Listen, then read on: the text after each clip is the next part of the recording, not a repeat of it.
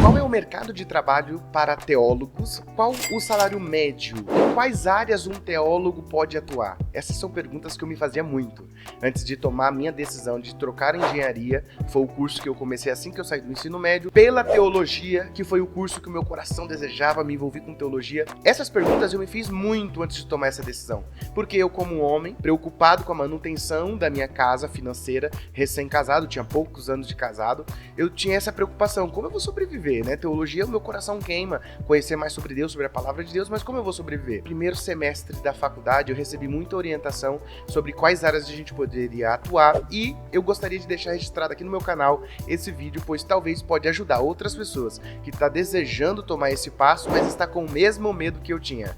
Eu vou falar aqui algumas áreas que o teólogo pode atuar e alguns salários médios que eu encontrei aqui na internet e eu espero que te ajude. Então bora lá pro vídeo.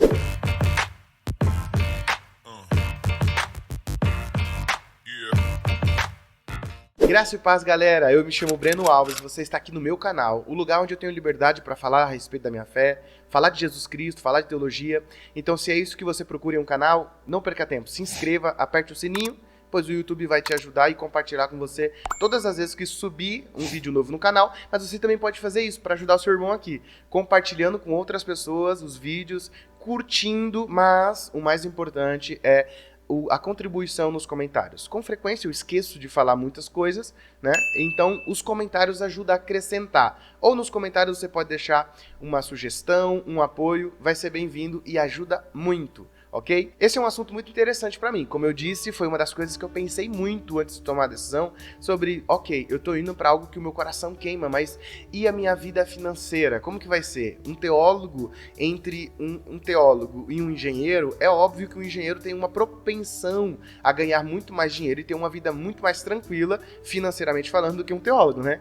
Como eu disse no meu vídeo anterior. Inclusive, se você não assistiu, assim que acabar esse, assista o meu testemunho sobre como eu saí de engenharia para teologia, ok? No entanto, teólogos vivem bem, teólogos aplicados vivem bem, e eu quero aqui destacar algumas áreas que o teólogo pode atuar. A primeira área que o teólogo pode atuar, e eu gostaria de começar com essa, porque ela é muito incentivada desde o primeiro dia de aula. Eu estudei teologia no Mackenzie, e desde a primeira semana de aula os professores brincavam e diziam: se você tem preguiça de ler, você está no curso errado. Se você tem preguiça de estudar, mude isso, porque teologia, estudar teologia é arregaçar as mangas e ir à pesquisa. A primeira área que eu quero indicar em que um teólogo pode atuar no mercado de trabalho é na pesquisa. Afinal, o papel do teólogo, o papel de estudar teologia, e estudar teologia não é estudar Deus diretamente, porque a gente não pode colocar Deus num laboratório e analisar ele. Então a gente estuda as revelações de Deus,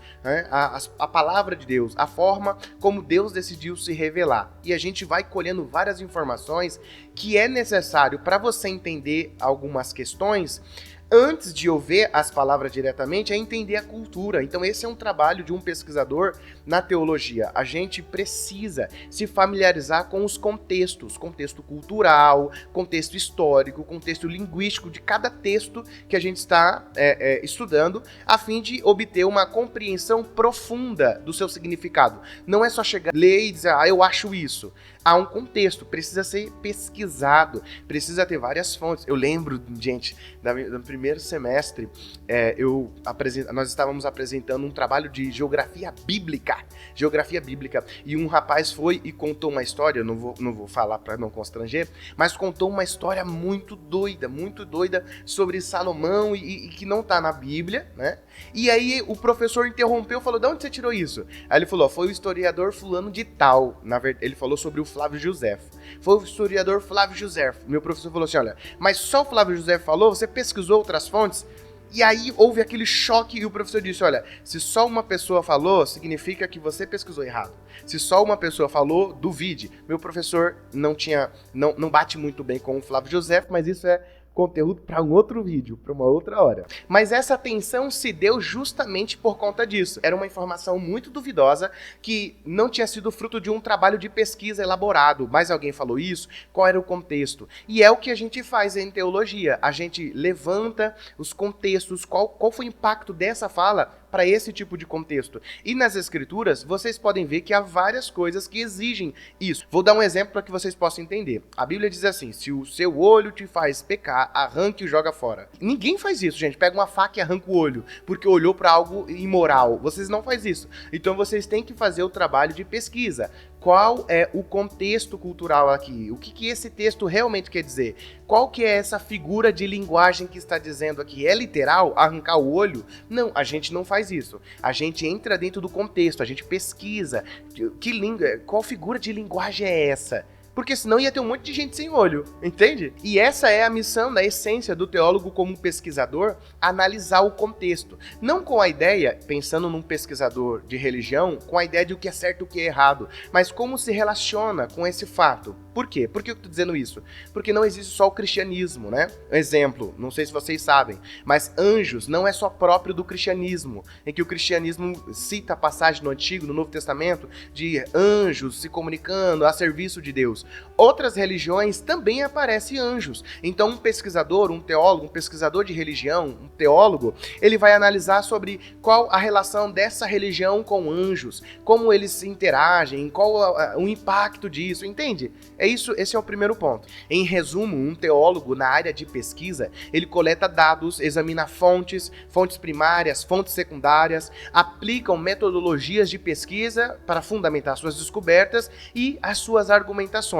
Esse é um mercado de trabalho que é muito importante. O INDED, um site de guia de carreira, ele explica um pouco sobre o que é as profissões e traz uma média salarial. Lá ele está dizendo que o salário médio de um pesquisador de religião, um teólogo pesquisador, um salário médio gira em torno de R$ 5.143 mensais. É óbvio, é médio, é um cálculo assim por cima. Eu não sei como eles fazem para ter esse cálculo, mas eu só estou citando para vocês entenderem que, de repente, 5 mil para um jovem, né, recém-formado, que nem eu, recém-formado, casado e não tinha filhos, é muito dinheiro.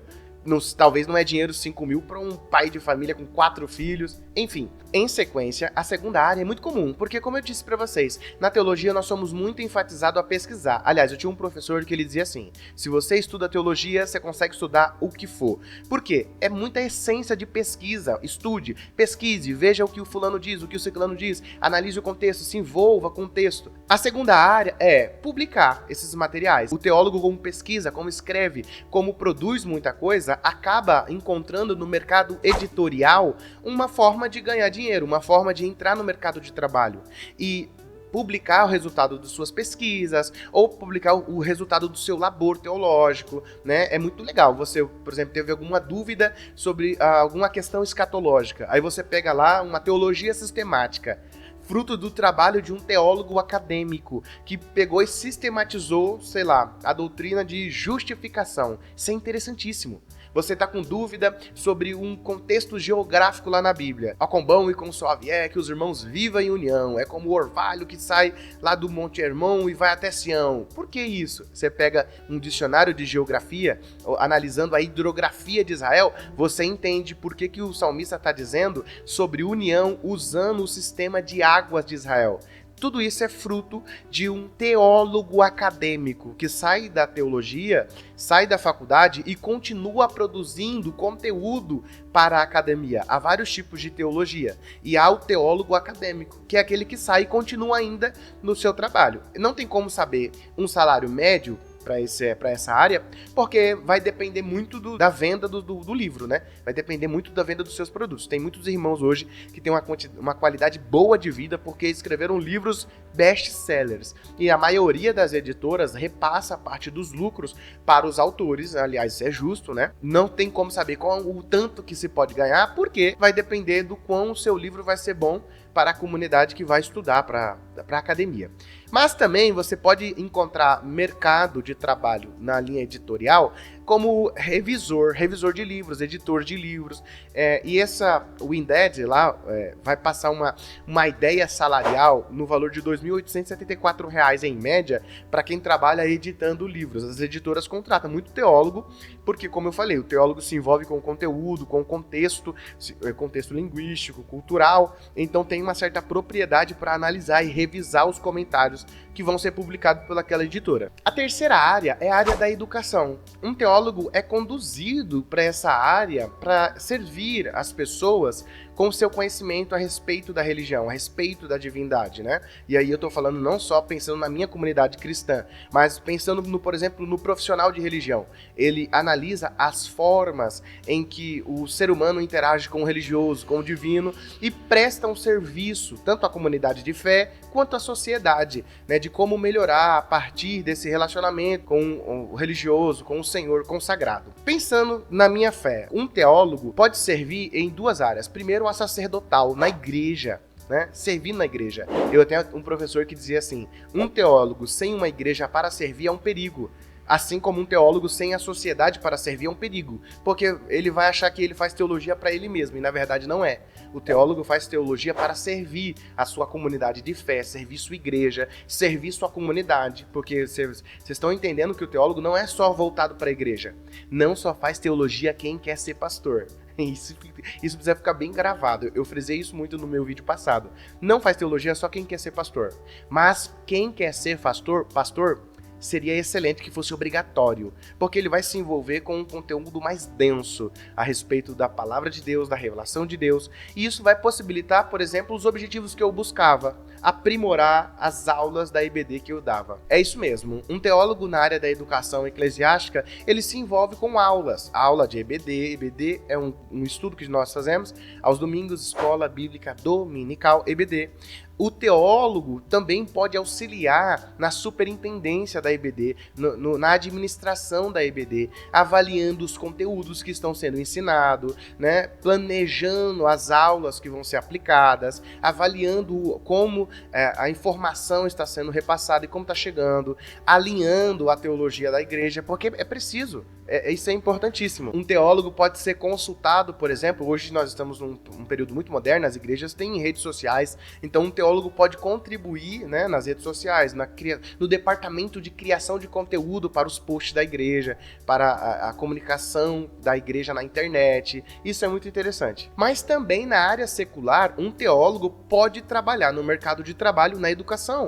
Nas escolas, principalmente escolas particulares, eles ensinam religião. Então tem professores de religião que são contratados, e esses professores precisam ter na sua grade, né, o curso, a faculdade, o bacharel em teologia. E o INDED até traz uma média salarial para quem se envolve, o teólogo que dá aula de religião em colégios particulares, para o ensino fundamental, ele ganha em média R$ 3.179. É claro que há muitas escolas que pagam por carga horária, né, tal hora, tanto, R$ 4.700 para o ensino médio e R$ 10.000 para um professor universitário. Não só em escolas particulares para ensino médio ou fundamental, mas também há muitas escolas de teologia que não necessariamente têm vínculo com alguma igreja, são escolas independentes. E um teólogo pode dar aula lá nesses seminários teológicos e tudo mais, porque é um mercado de trabalho também muito quente para quem se formou em teologia.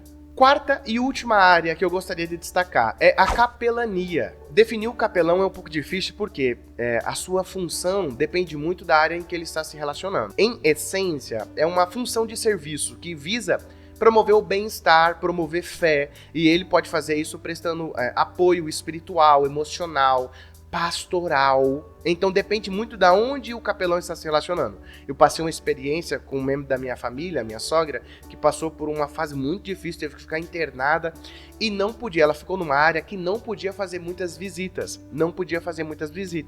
mas os capelões, eu não sei se esse é o plural de capelão, os capelões podiam entrar, porque eles entendiam que é uma área em que eles precisavam dos capelões. Era uma área onde ficavam pessoas que tinham problemas bem graves, então os capelães iam para prestar serviço de fé, tirar dúvidas, aconselhamento, oferecer uma escuta empática e trazer orientação da fé, porque a fé é muito importante para alguns tratamentos que algumas pessoas estão fazendo. Há várias pesquisas, minha esposa é neuro, e ela estava me falando sobre a importância de um paciente, por exemplo, que está no estado terminal da fé, como isso pode ajudar na recuperação dele. Ele ter bons pensamentos, pensar positivo, exercer a sua fé, receber a oração dos outros, cantar louvores, isso influencia muito. E é papel do capelão, na maioria das vezes, promover esse serviço pastoral, esse apoio emocional, espiritual, promovendo esse bem-estar, essa fé, trazendo dignidade em todas as circunstâncias para aquela pessoa que já está sofrendo. Como eu te falei, há várias maneiras em que ele pode desenvolver o seu serviço. É diferente de um capelão que entra no hospital para o capelão que entra dentro do presídio. São duas pessoas, dois públicos que precisam do mesmo, a essência do serviço de um capelão, mas de formas diferentes. Até mesmo nas Forças Armadas, um capelão tem atuação. Eu não sabia disso, eu li lá na página que eu estou compartilhando aqui com vocês, mas um capelão pode servir nas Forças Armadas, especialmente, por exemplo, e eu estou citando isso porque tem vagas abertas para a Marinha. A Marinha está contratando capelões. E é bem interessante porque o salário é 6.625. É óbvio que também precisa ser passado no concurso. Você precisa se inscrever, fazer o concurso, passar no concurso e aí sim se destinar para a área da capelania. E precisará ter a graduação de teologia. Entende? Então é bem interessante. E é um ambiente muito propício, né? Servir como capelão no Exército, nas Forças Armadas, porque é um ambiente muito tenso e que exige muito orientação, aconselhamento. Faz muito sentido, né? E por último, e não menos importante, mas há muitas ONGs, organizações que contratam teólogos para prestar esse serviço de capelania, de apoio, de escuta empática, de aconselhamento. Quando não o contratam para ser administradores dessas ONGs. É isso mesmo, um teólogo também pode ser um administrador dessas ONGs. A teologia é um curso que lhe favorece a isso e é uma área bem vasta. Você poderia olhar mais áreas, eu vou deixar na descrição alguns links de estudos que dizem sobre áreas que um teólogo pode atuar. De repente você pode achar outra área que você se identifique mais, que não seja essas que eu citei, ok? E eu espero que Deus te abençoe. Se você está com dúvida se deve ou não deve entrar por conta da sua vida financeira, saiba que o Senhor vai cuidar de você, assim como tem cuidado de mim, assim como tem cuidado de todos os outros, mas isso não impede você de arregaçar as mangas e ir ao trabalho. Essas são áreas que você pode, com muito esforço e dedicação, conseguir o seu pão de cada dia. E eu espero que isso tenha te abençoado. Fica com Deus, até o próximo vídeo.